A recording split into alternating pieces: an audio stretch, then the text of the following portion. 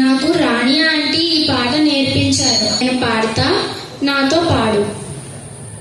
Gopala రాధలోలా Gopala రాధలోలా Gopala రాధలోలా Gopala రాధలోలా. Hey stop it. ఏంటి గోల? పొద్దునే మీరు మీ పాతకాల పాటలు. తల నొప్పొస్తుంది.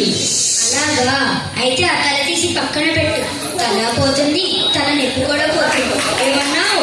మా డాడీతో చెప్పి మీ ఇద్దరిని జైల్లో ఎక్కిస్తా. నీకు అంత సీన్ లేదులే సోడా బుద్ధి. ఏమన్నా? సోడా బుద్ధి కాదు, అమెరికా నుంచి వచ్చింది కాస్ట్లీ స్పెట్స్. అయినా మీలాంటి లో క్లాస్ వాళ్ళకి ఏం తెలుస్తుంది?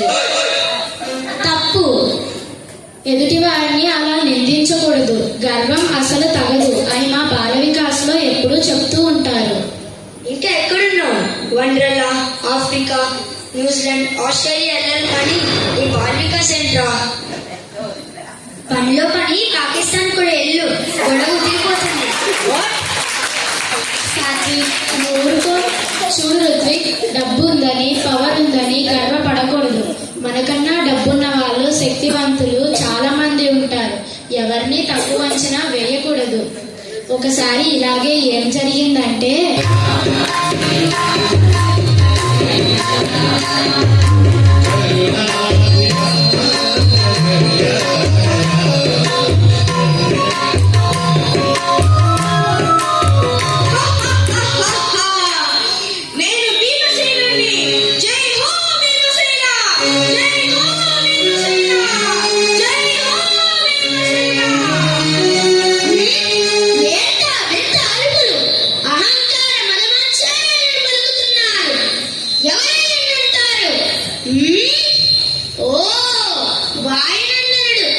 భీముడు నా సోదరుడా, తానే శక్తివంతుడని, తనకంటే బలవంతుడు లేరని అహంకరిస్తున్నాడు.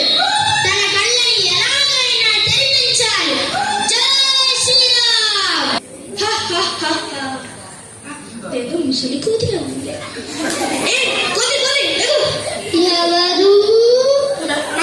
అన్నీ ఎవరు ప్రశ్నిస్తావా?